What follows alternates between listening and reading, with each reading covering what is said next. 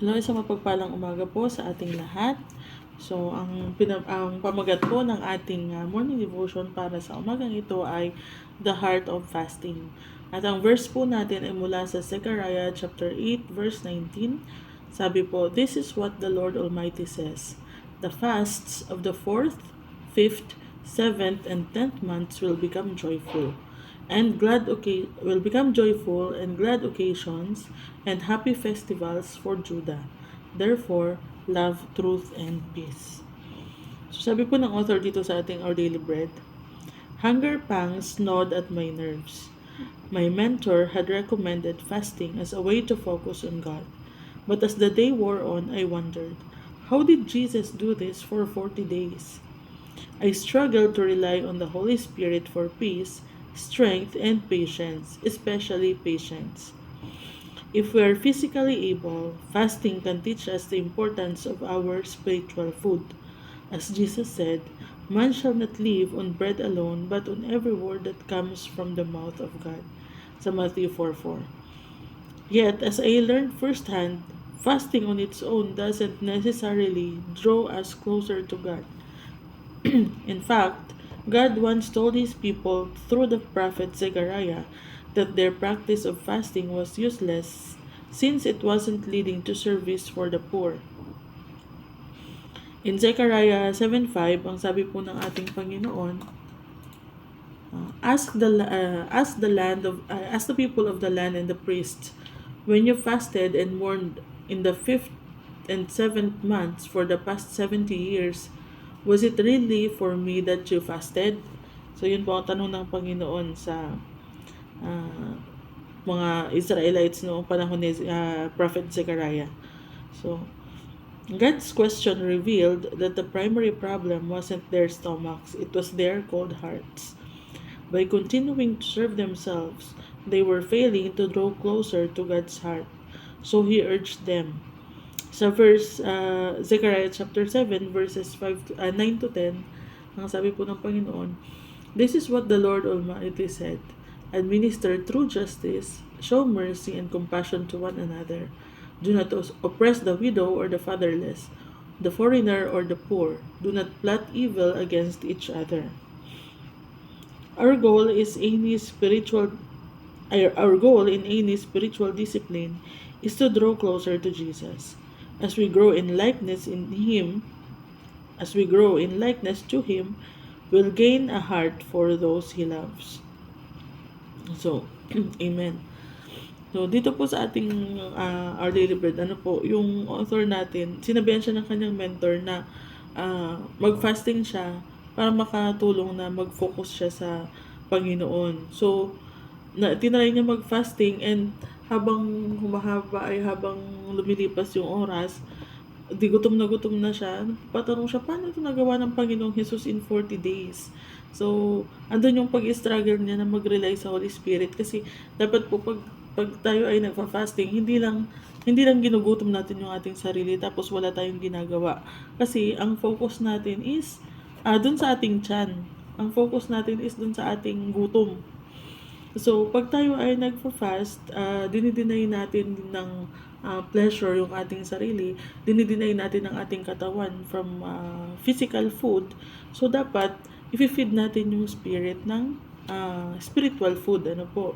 Kaya nga sabi nga ng Panginoong Jesus, diba sa Matthew 4:4, "Man shall not live by bread alone, but on every word that comes of the mouth of God."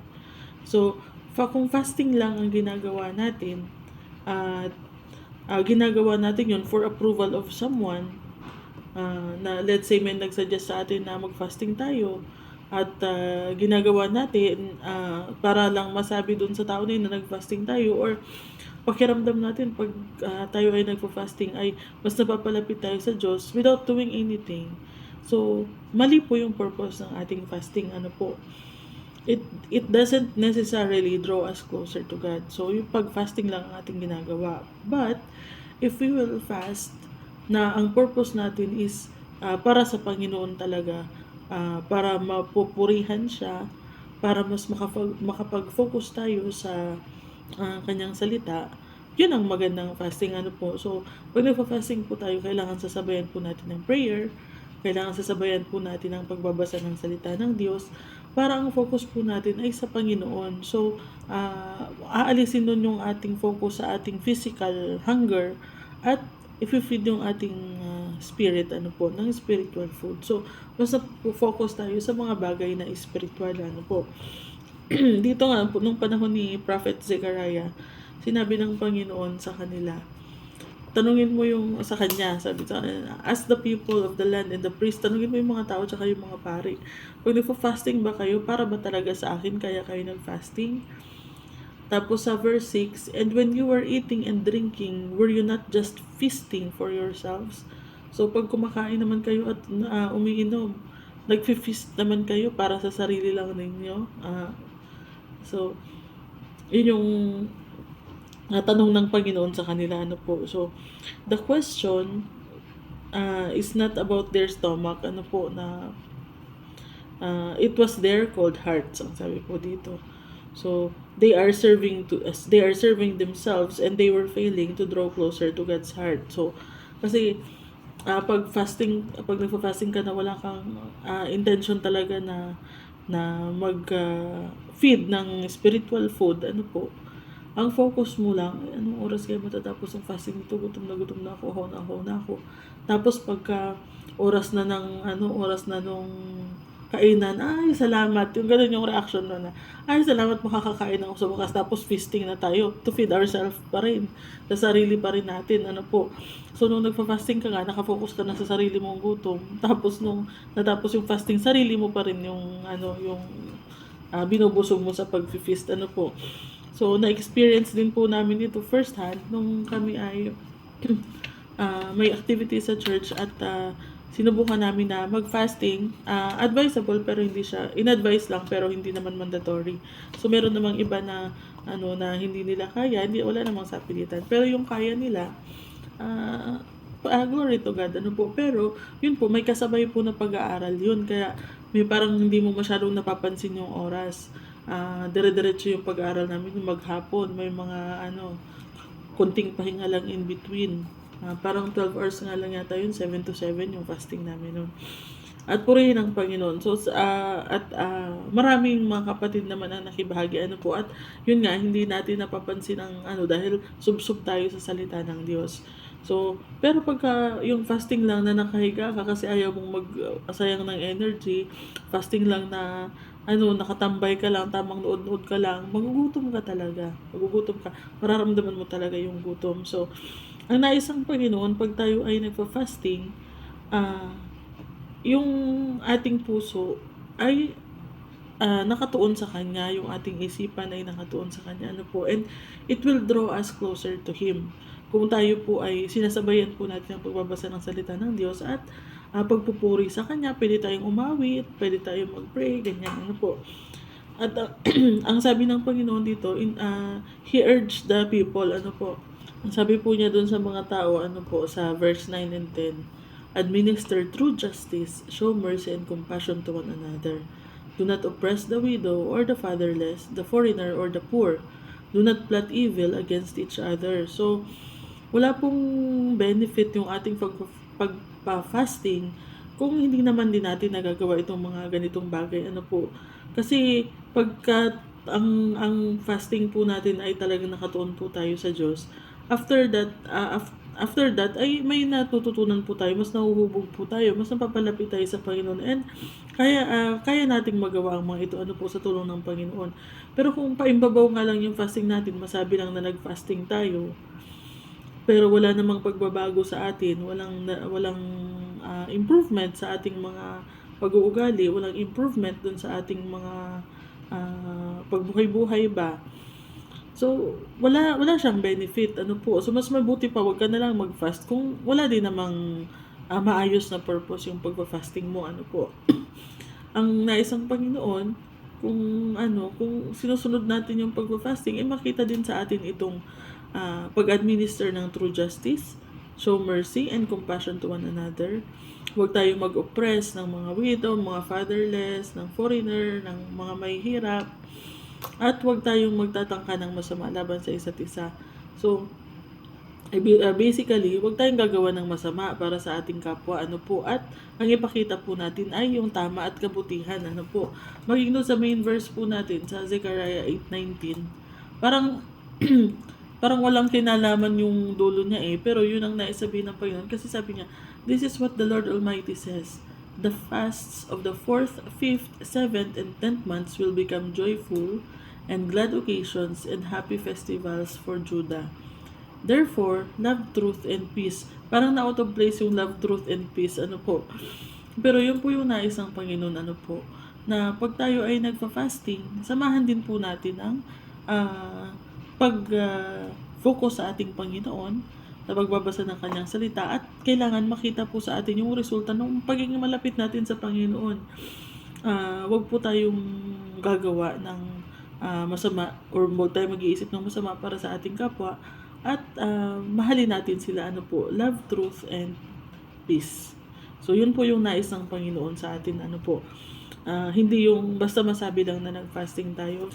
So ang nais po ng Panginoon, pag tayo ay nagpa-fasting, kung maaari lang, walang makaalam, lalo na kung personal yung ating pagpa-fasting, ano po.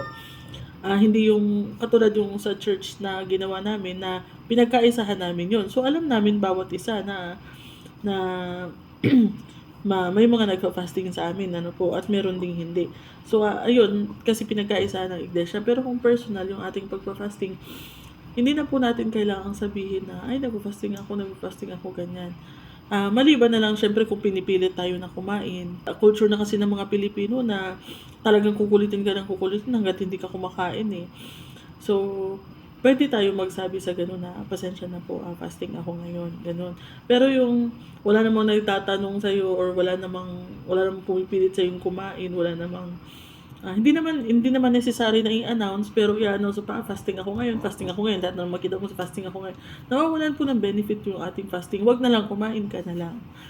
So, ang nais po ng Panginoon, when we are fasting, ay linisin po natin ang ating sarili. Kailangan presentable tayo, hindi tayo mukhang gutom na gutom, hindi tayo mukhang hinang-hina, ano po.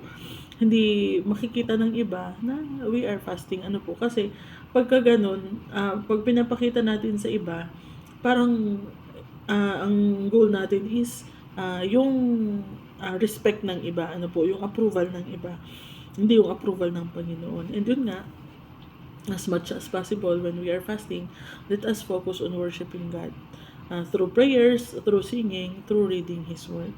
So, yun po ang tunay na puso ng pagpa-fasting, ano po. At dapat makikita po talaga sa ating gawa yung result ng ating fasting, ano po, makikita po sa ating buhay.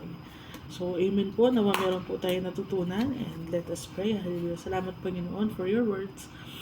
Thank you for teaching us, O Lord, kung paano nga po kami magpa-fasting ng kalugod-lugod sa inyo, Panginoon, kung paano po kami mag-fasting ng para sa inyo and not for ourselves, O Lord. And help us, Lord, na pagka mag-goal po kami ng fasting, Panginoon, it will be for you and not to seek the approval of others. Thank you, Lord, for this, Panginoon, and help us, Lord, na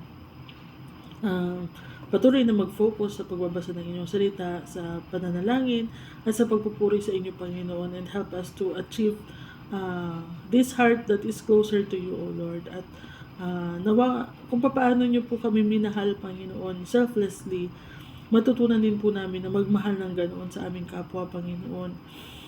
Kayo po ang kumilo sa puso ng bawat isa, Panginoon. We cannot do this on our own strength. Kayo lamang po, Panginoon, na makapagbabago sa amin, Panginoon. And so, we lift up our hearts to you, Panginoon, our minds, Panginoon, pakalinisin niyo po na ang aming intention lagi, O Lord, ay malinis at pure, and that we will learn to love truth and peace, Panginoon. Maraming salamat, O Lord. May you bless this day as well. Sa lahat po ng mangyayari sa araw na ito, kayo po ang manguna, kayo po ang mag-ingat sa bawat isa, Panginoon. Maraming salamat po muli. Ikaw po ang patuloy naming sinasamba, pinasasalamatan at pinapupurihan. In Jesus' name, Amen. Yun, maraming salamat po sa panonood, mga kapatid. Ingat po tayo sa maghapon, at God bless you all.